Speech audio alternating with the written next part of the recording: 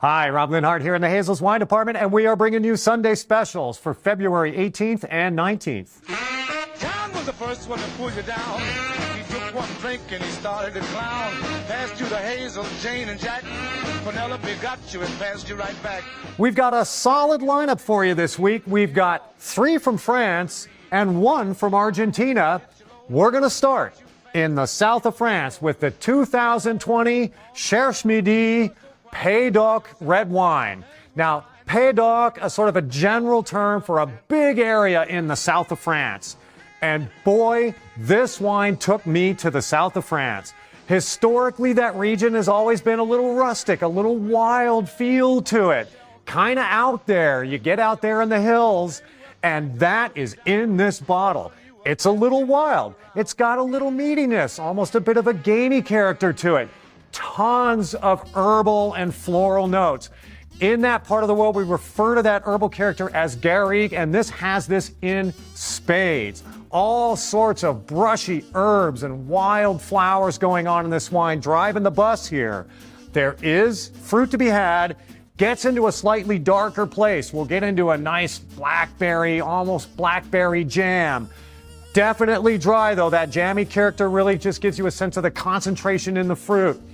Very complete wine as it carries through the palate. The fruit will open up for you, but that herbal element, those non-fruit components, will absolutely not go away in this wine. So if you're into an exploration of the sort of wilder side of red wine, this is going to be a great place to start. We're staying in the south of France, but we're heading a little further east. We're in the Côte de Provence for the 2022 Cip Chane Rosé. Now, as Provence Rosés go, this is actually going to be a little bit of a departure. Still a very nice, dry rosé, but doesn't really show so much of that mineral element, so much of that herbal component that we see in those classically styled Provence Rosés. So that kind of salty finish, not really showing up in this wine. We do get some great fruit, however, up front. I was getting a lot of sort of stone fruit, a little bit of strawberry tones. Some of you will get a bit of a melon tone. I was a little bit on the fence about that, actually.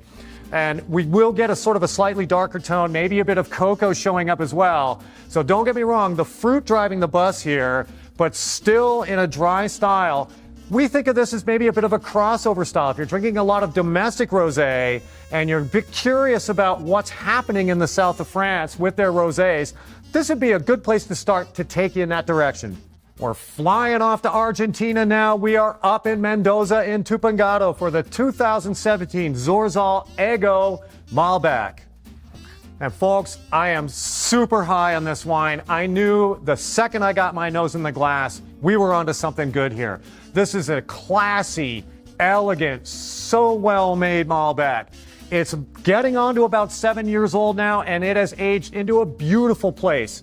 Seamlessly knit, beautifully integrated, so approachable on the nose and the palate. Nice combination of red and black fruits, licorice, maybe just a lick of spice showing through, tobacco, so much going on in this wine. I played with this wine for a while, maybe a half an hour in the glass, and every time I stuck my nose in the glass, I got something new and delightful.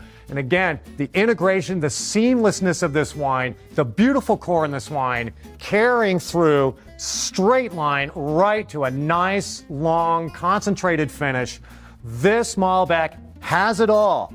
Last but not least, we are heading back to France. We're getting up into the foothills of the Alps. We're in Savoie or Savoy for the non-vintage Lambert de Seyssel Petit Royal sparkling wine.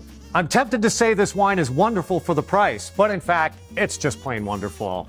Beautifully balanced, great fruit, nice, crisp apple, stone fruit starting to show up. As it goes through the palate, it'll start to get a slightly baked character.